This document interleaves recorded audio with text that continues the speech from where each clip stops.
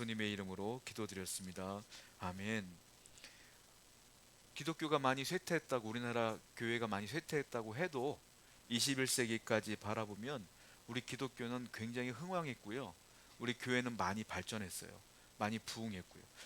이렇게 굴곡은 있을지라도 예전처럼 이렇게 꽉 부흥은 되진 않지만 그래도 여전히 하나님께서 교회를 사랑하셔서 많은 교회들이 세워지고 있음을 우린 분명히 알고 있죠. 그런데 뿐만 아니라 부작용도 있는데요. 그게 뭐냐면 이상한 교회들도 많아졌다는 거예요. 이상한 교회가 많아지는데 그 이상한 교회가 왜 이상하냐면 건물은 똑같이 생겼어요. 또 어쩌면 더 좋을 수 몰라. 우리 보면 하나님의 교회라든지 이런 이단들 보면 건물이 휘황찬란하거든. 훨씬 더 좋아요. 그런데 왜 이상하냐면 가르침이 이상해. 그걸 뭐라고 말하냐? 교리라고 그래요. 교리. 교리가 이상해요. 그러니까 교회가 많이 발전하면서 거기서 잘못된 것을 배운 사람들이 잘못된 교회를 세워요. 그러면 잘못된 교회에서 또 배운 사람들이 잘못되는 거예요. 그러니까 이게 보니까 좋은 점도 있지만 나쁜 점들도 굉장히 많아졌다는 거예요. 21세기 교회의 특징 중에 하나가 뭐냐면 탈교리화 현상이 벌어졌어요. 그러니까 교리를 우리가 교리 그러면 딱딱하잖아요, 왠지. 교리 공부를 안 해요. 그리고 교리가 아니라 내 마음을 움직이고 따뜻하게 해주는 그런 말들만 들으려고 하다 보니까 탈교리화 현상이 두드러졌다라는 거예요. 현대 교회의 특징이 두 가지예요. 지금 말씀드린 것처럼 첫 번째가 탈교리화가 이루어졌다라는 거예요. 한마디로 말하면 교리가 필요 없다. 내가 은혜 받으면 돼. 내 마음이 위로 받으면 돼. 이것만 찾아다니는 거예요. 그러다 보니까 정확한 교리를 알지 못한 상태에서 나를 위로해 주는 교회만 찾다 보니까 이상해지는 거예요. 여러분 이단들 보면 전도의 특징이 뭔지 아세요? 관계 전도를 잘해요. 맨날 웃고 좋은 점들 얘기해주고 필요한 건 막 채워준단 말이에요. 그러니까 같이 성경 공부해 볼래? 하고 갔다 보면 이게 이미 이루어진 인간관계 때문에 끊어내질 못해. 도망 나오질 못하는 거예요. 그러다 보니까 거기 머물러 있게 된다라는 거예요. 그러니까 사람들이 교회에 그러면 나를 따뜻하게 해주는 무언가를 찾는단 말이에요. 사실은 그보다 먼저 되는 게 있어요. 뭐냐면 교리가 중요해요. 교리가. 무엇을 가르치느냐 이게 굉장히 중요한데 이걸 모를 때가 많다는 거예요.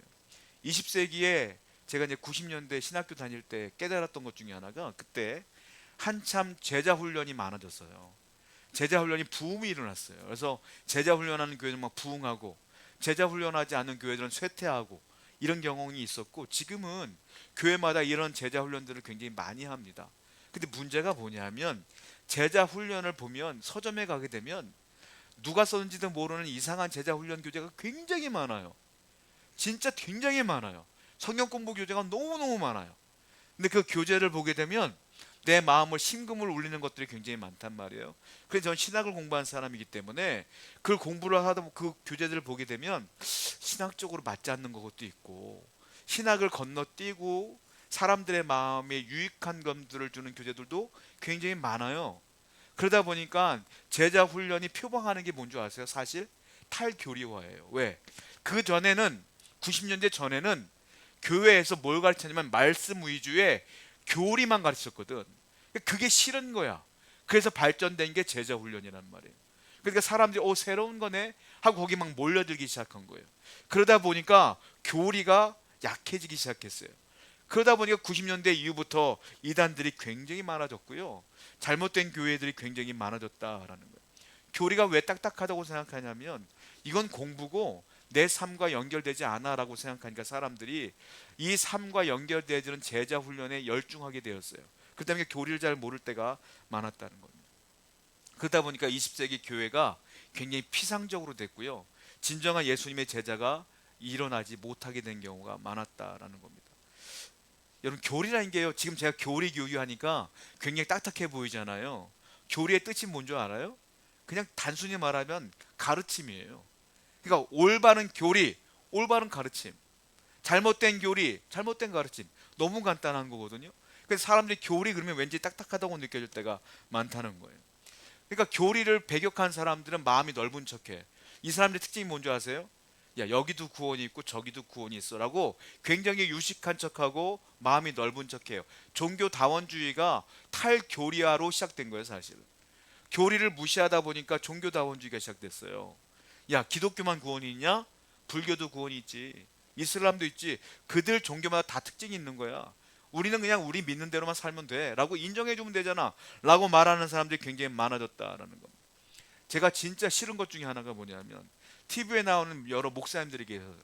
근데 그 목사님들을 보면 절에 가서 설교하기도 하고 스님들을 강단에 모셔서 설교를 시키기도 하고 이런 분들이 있어요.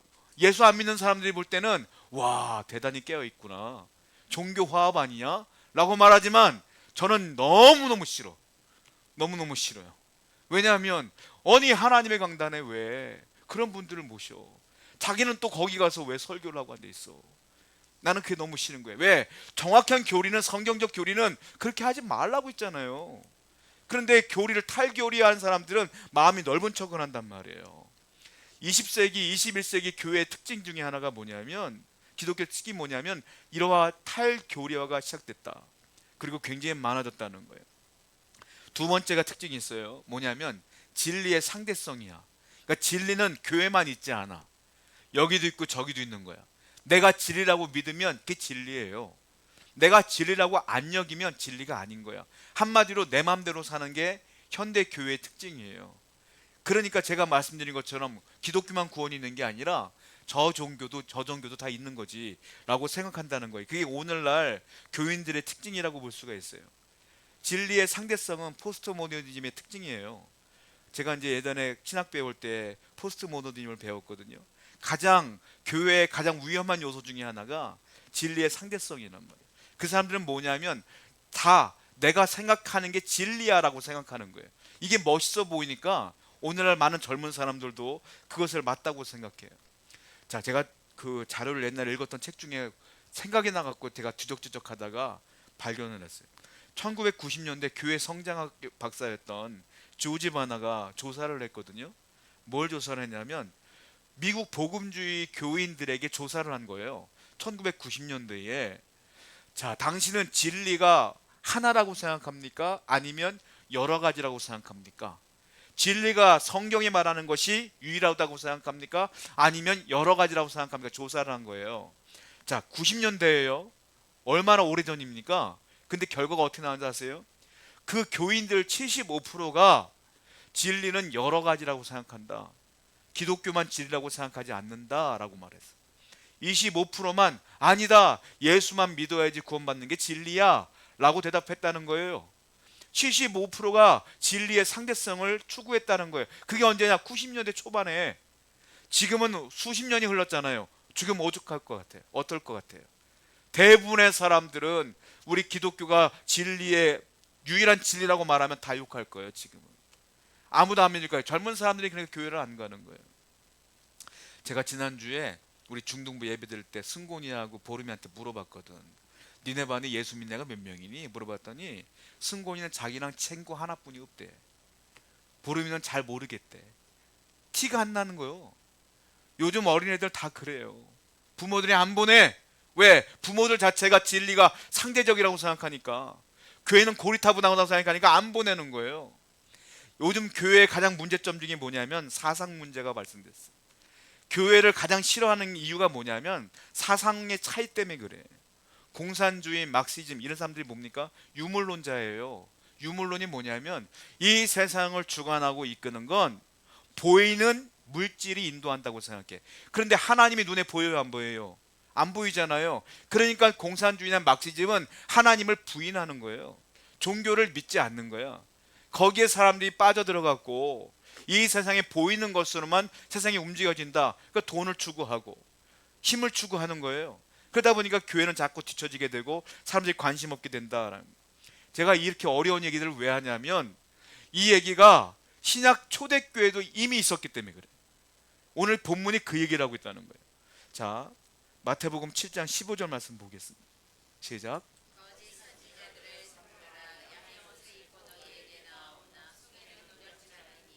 거짓 선지자들을 삼가라. 그들은 양의 옷을 입었다. 아주 편안한 얼굴을 하고 즐거운 얼굴을 하고 그리고 사람 좋은 얼굴을 하고 다가오지만 그 속에는 뭐가 있다고요? 일이라. 너희들은 죽이려고 하는 거야. 너희들 영혼을 죽이려고 하는 거야. 거짓 선지자는 뭐냐면 하나님의 말씀을 전하는 사람들이 누구예요? 선지자. 거짓 선지자는 뭐예요? 하나님 말씀을 전하는 게 아니라 내 생각을 전하는 거예요. 그러니까 절대적 진리를 전하는 게 아니라 상대적 진리, 내가 맞다고 생각하는 걸 전하는 사람들을 다 거짓 선지자라고 보는 거예요. 그걸 믿으면 어떻게 된다? 네 영혼 죽는다 이 말이에요. 이때도 이미 있었다는 거. 사도행전 20장 30절도 보세요. 시작. 또한 여러분 중에서도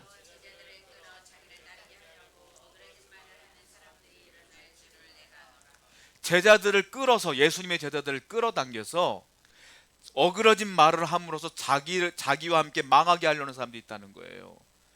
진리와 상관없는 어그러진 말. 여러분 사기꾼 말 들어보면 말 기가 막히게 잘하잖아요. 왜 사기를 당해? 말을 잘하잖아. 논리적으로 잘하잖아. 그러니까 속는 거예요. 거짓 선지자들은 말을요 굉장히 잘해요. 논리적이에요. 그러니까 넘어가는 거예요. 왜 이단들이 부흥해? 말을 기가 막히게 잘하거든. 또 하나 특징이 있어요. 이단들에게 왜 넘어가냐면 여러분이나 저는 안 넘어갈 거예요. 왠 줄 아세요? 이미 진리를 알아. 예수님의 말씀이 뭔 줄을 알기 때문에 안 넘어가. 우린 진리를 알기 때문에 이상하다고 느껴질 거예요. 그런데 기독교를 접해보지 못한, 교회를 한 번도 나와보지 않은 분들은요, 그 사람들, 이단들이 이상한 말을 하면 그게 맞는 것처럼 느껴지는 거예요. 그러니까 넘어간다. 그래서 중요한 게 뭐냐? 진리를 아는 게 중요해요. 여러분들이 예수님을 제대로 알고 말씀을 제대로 아는 게 중요하다라는 거예요. 바울은 이런 거짓 선지자를 향하여 경계하라고 분명히 얘기하고 있어요. 자, 갈라디아서 1장 9절 말씀입니다. 시작. 우리가 전에 만약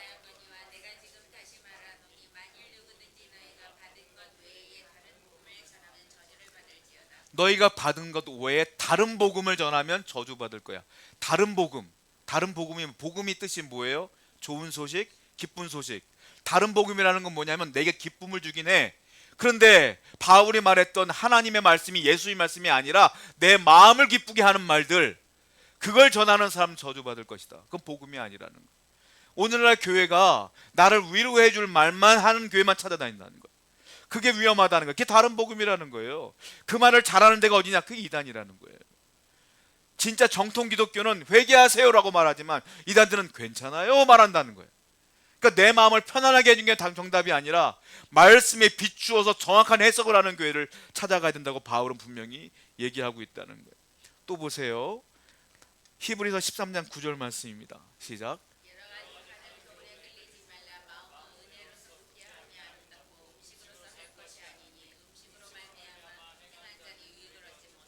자, 오늘 히브리서 본문은요, 그 잘못된 탈교리화를 추구하는 잘못된 진리가 무엇이냐를 두 가지로 얘기하고 있어요.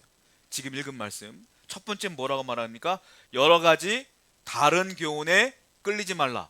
첫 번째 뭡니까? 여러 가지 교훈. 교훈이 여러 가지라는 거예요. 이거 잘못됐다는 거예요. 교훈은 하나다. 뭐예요? 예수 그리스도를 통한 구원. 이거 하나다. 그런데 여러 가지를 말한다? 이거 잘못된 것이다 라는 거예요. 이것도 맞고 저것도 맞다? 잘못됐다는 말이에요. 그러니까 제가 말씀드린 것처럼 저기도 진리가 있고 여기도 진리가 있다? 잘못됐다고 분명히 히브리서 기자는 얘기하고 있다는 거예요. 또 하나, 여러 가지 다른 교훈에 끌리지 말라. 다른 교훈이 있어요. 자, 다른 교훈은요, 이게 정확한 뜻은 뭐냐면 이상한 교훈이에요. 정확한 뜻은. 그러니까 이상한 교훈이야. 여러분들은 신학을 배우지 않았어요. 그런데 누가 얘기를 하는데, 누가 예수님을 얘기하는데 고개가 갸우뚱거리는 말이 있어. 이상한 것 같은데, 약간 좀 이상한 것 같은데, 그거 이상한 거예요. 거기 끌리지 말라는 거예요. 제가 옛날에 청년 사역할 때 청년들이 저한테 셀 모임을 하다가 저를 찾아왔어요. 찾아왔고, 목사님, 아무개가 우리 셀에 있는데 걔가 좀 이상해요. 저희가 볼 때는 맞는지 안 맞는지 모르겠는데 조금 이상해요 라고 물어보는 거야. 왜, 어떻게 이상한데? 내가 물어봤거든요. 이렇게 얘기해요. 걔는요 하나님을 본대요. 그래? 거기까지 제가 들었어요. 그렇구나, 영적으로 깊은 애인가? 하나님을 본대요. 그런데 어느 날 저희들이 밥 먹으러 가는데요, 어떤 머리가 하얀 할아버지가 지나갔거든요.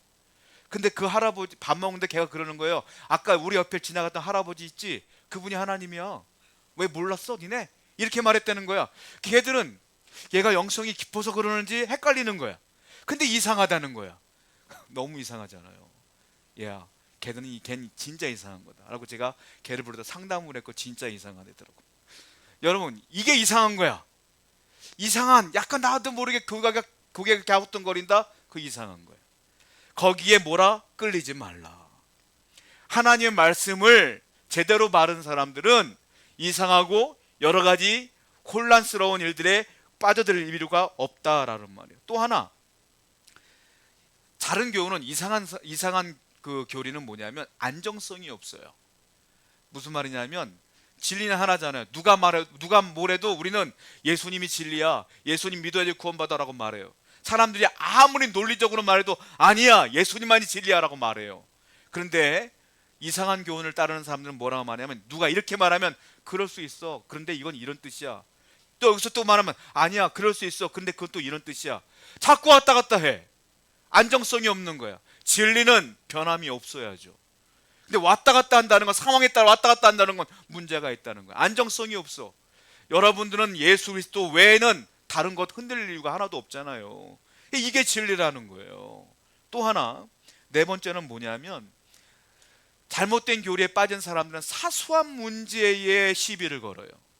그러니까 하나하나, 정말로 한 구절 한 구절, 단어 하나하나 그거 잡고 꼬투리 잡고 물어진다는 거예요.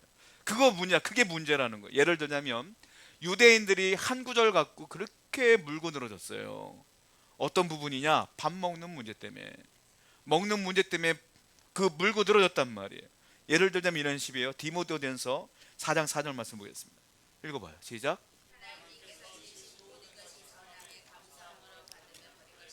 바울이 뭐라고 말해요? 하나님께서 지으신 모든 것은 선한 거야. 네가 감사함으로 받으면 괜찮은 거야. 이게 먹는 문제 때문에 그렇거든요. 유대인들이 뭐라고 말해요? 야, 너네 그거 왜 먹어? 제사 지냈던 거잖아. 그랬더니 바울이 말하는 거야. 아, 상관없어. 하나님이 주신 것은 그냥 감사함으로 받으면 되는 거야. 너희들의 교리, 너희들의 생각에 맞추어 갖고 먹는 거 하나 때문에 얘들이 예수 믿는 것이 아니라고 그렇게 부정해 버리면 어떻게 되느냐? 아니야, 감사함을 받아야지. 이것 때문에 맨날 싸웠어. 이것 때문에. 그러니까 이거 먹는 사람 구원 못 받는다 그러고, 유대인들은 음식 때문에 그렇게 바울을 힘들게 했던 사람이에요. 자, 또 보세요. 히브리서 13장 9절 말씀 보세요. 읽어봐요. 시작.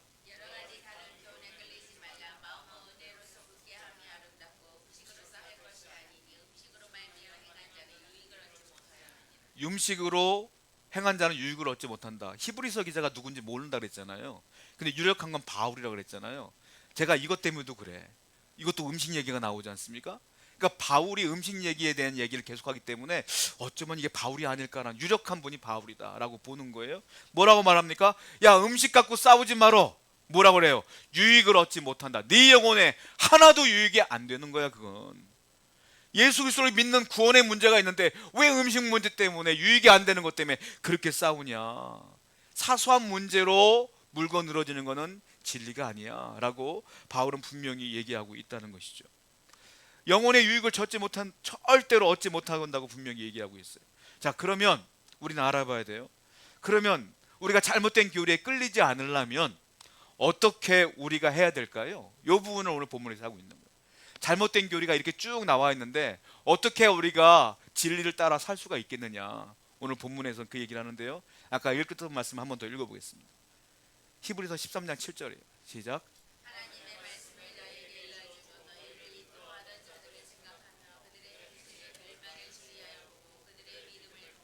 너희들을 인도했던 자들을, 누구를 말하는 걸까요? 믿음의 조상들을 말해요. 아브라함, 모세, 다윗, 우리를 믿음으로 인도했던 그 사람들, 믿음의 조상들을 말해요. 우리들보다 훨씬 앞섰던 훌륭하신 믿음의 조상들을 너희가 뭐래요? 그 행실을 따라가고 조사하고 그들의 인생을 본받으라. 그러면 잘못된 교리에 흔들리지 않을 것이다. 성경에 보면 아브라함 이야기도 있고 다윗 이야기도 있고 다 있지 않습니까? 그분들의 말씀을 읽으면서 아, 믿음은 이거구나, 믿음의 사람은 이렇게 사는 거구나 라고 본받으라는 거예요. 그러면 너희는 온전히 살 수가 있다라는 거예요. 간증집이라는 게 있지 않습니까? 훌륭하신 목사님이 쓰신 책들 있잖아요. 읽는 거 좋은 거예요. 그럼 많이 읽으세요. 많이 읽으시면 아, 이렇게 훌륭하신 분들이 많구나라고도 본받을 수가 있는 거예요. 그런 건 많이 읽고 성경에 많이 나와 있는 믿음의 사람들의 인생을 우리가 잘 추구해야 된다. 그러면 온전히 살아갈 수가 있다라는 거예요. 우리가 누구를 따라가느냐가 인생의 결국이 되거든요. 좋은 사람들을 따라가면 좋은 사람이 되는 거고, 나쁜 사람을 따라가면 나쁜 사람이 되는 거 아닙니까? 그러니까 성경의 인물들을 우리가 묵상하면서 그들의 인생을 본받아야 된다는 거예요. 두 번째로는 어떻게 우리가 온전히 살아갈 수 있느냐, 신앙생활 하는데 예수님 중심으로 하셔야 된다. 항상 예수님이 내 안에 있으셔야 돼. 예수님 중심으로, 예수님의 생각으로, 예수님이 원하는 게 무엇인가를 늘 고민하며 살아야 된다는 거예요. 사람은요, 제가 누누이 말하지만 결국은 죽어요. 결국은 죽으면 하늘나라 가지 않습니까? 그러면 우리가 죽는 그날까지 예수님 중심으로 살아야 돼. 왜냐? 예수님은 영원하신 분이거든. 예수님이 이렇게 말씀하셨어요. 히브리서 13장 8절을 보게 되면 예수님이 영원하다는 걸 얘기하고 있는데 한번 읽어볼게요. 시작. 어제나 오늘이나 영원토록 주님은 동일하신 분이에요. 과거나 현재나 앞으로의 미래나 주님은 똑같이 계신 분이다 라고 결론적으로 얘기하고 있는데, 자, 이 부분을요, 어제나 오늘이나 영원토록, 이 부분을 어떻게 해석해야 될까요? 제가 이제 신약 그 주석학자였던 브루스의 책을 좀 봤는데, 이분은 이렇게 해석을 해요. 어제를 히브리서 5장 7절 말씀으로 해석합니다. 한번 읽어볼게요. 이게 어제예요. 시작.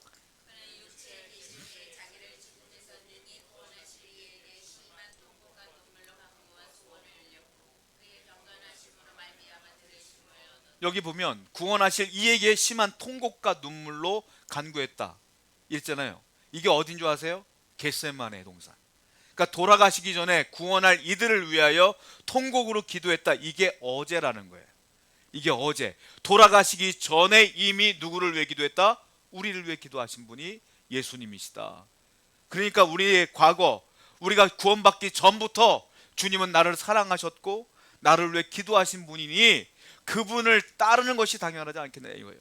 또 하나, 오늘은 또 어떻게 해석했냐면 히브리서 4장 15절 말씀 읽어봐요. 시작.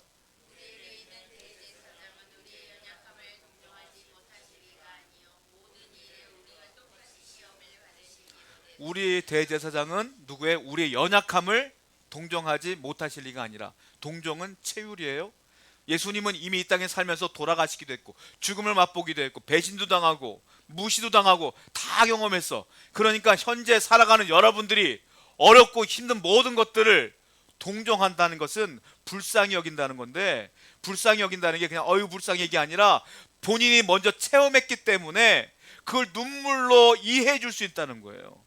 그분이 여러분들의 어려움들을 다 이해해 주고 계시다. 지금 그렇다는 거예요. 그러니까 어제는 나를 위해 기도하셨고 지금은 나를 위로하시는 분이 주님이시다 이 말이에요. 또 영원토록은 뭘까요? 히브리서 7장 25절입니다. 시작.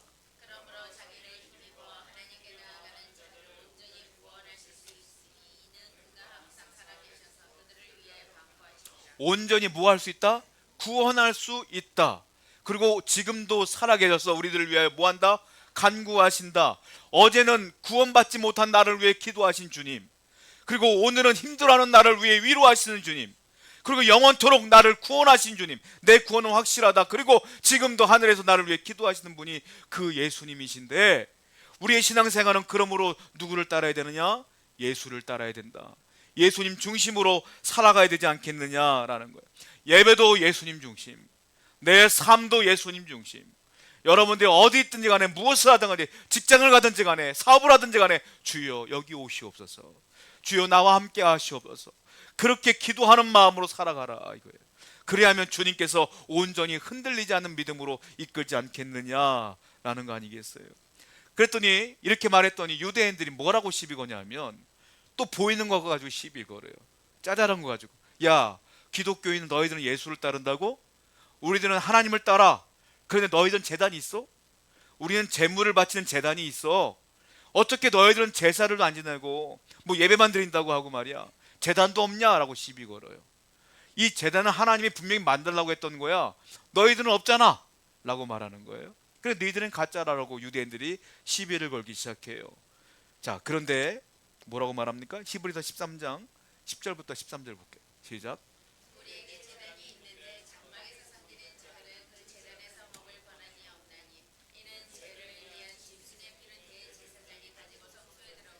그 육체는 영문 밖에서 불사람이라. 그러므로 예수도 자기 피로써 백성을 거룩하게 하려 성문 밖에서 고난을 받으셨느니라. 그런즉 우리도 그의 치욕을 짊어지고. 우리에게 왜 제단이 없어? 제단이 있는데, 이렇게 말하는 거예요. 제단이 있어. 그런데 우리 제단은 어디 있느냐? 여기 없고 하늘에 있어. 왜냐하면 너희들의 제물은 양으로 드리는 제물이기 때문에 제단이 있어야 되겠지만 우리의 제물은 예수님이야. 예수님이 이미 한 번에 돌아가셨기 때문에 제단이 필요 없는 거야. 우리는 그냥 성전에 나가면 되는 거야. 너희들은 이 제단을 믿는, 눈에 보이는 제단만 믿는 사람들은 영원한 제단을 볼 수도 없어. 하늘나라 갈 수 없다고 이 얘기를 지금 하고 있는 거예요. 무슨 말이에요? 예수님 중심으로 신앙생활 하라는 말을 계속하고 있는 거예요. 재물이 중요한 게 아니라 이미 재물 대신 예수를 바라보며 구원의 확신을 갖고 살라. 또 시비를 걸어요. 무슨 소리야? 너희들은 예루살렘 있어? 도성 있냐고? 도성. 시온성 있냐고? 우리는 예루살렘이 하나님 만들어준 시온성이야 라고 도성을 얘기해요.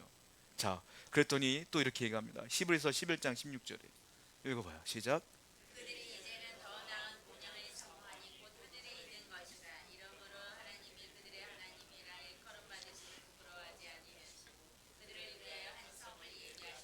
그들을 위해 한 성을 예비했느니라. 그 성은 어디에 있느냐? 하늘에 있느니라. 우리의 도성은 여기에 없어. 하늘에 있어. 예수님이 계신 그 도성을 바라보는 게 우리야. 너희들은 이 땅에 있는 예루살렘을 보지만 우리는 저 하늘을 바라보고 사는 존재야. 예수 그리스도를 믿는 믿음은 하늘을 바라보는 거라는 거예요. 그것이 믿음이다 라고 말하는 거예요. 또 봐요. 히브리서 13장 14절입니다. 시작. 이 땅에는 영구한 도성이 없어요. 우리는 그래서 하늘을 바라봐야 된다. 잘못된 교리는 뭐냐면 저 영원한 하늘을 강조하지 않고요, 이 땅의 현세를 강조하면 잘못된 교리인 거예요. 이 땅은 장망성이야. 언젠간 사라지고 멸망할 곳이에요. 근데 여기에 자꾸 희망과 소망을 주라고 하는 것은 잘못된 교리고, 온전한 교리는 자꾸 성경에 뭐라고 했어요? 우리는 하늘을 바라본다. 우린 저 천국을 바라본다. 이게 온전한 교리라는 거예요. 그리고 내세를 말하면서도 현세를 더 중요하게 여기는 사람들은 잘못된 거예요. 아니에요. 이 땅은 잠깐 지나가는 것이에요. 우리는 저 하늘을 바라보고 살아가야 될 줄로 믿습니다. 이것이 온전한 성도고 온전한 하나님의 사람이에요. 우리 안에 누가 계시다고요? 성령님이 내주하세요. 이제 우리 안에 성령님이 계시기 때문에 이 땅을 살아가는 여러분 두려워할 것도 없고 염려할 것도 없고 저 하늘을 바라보며 주님과 동행하는 여러분 되기를 축원드립니다. 기도하겠습니다.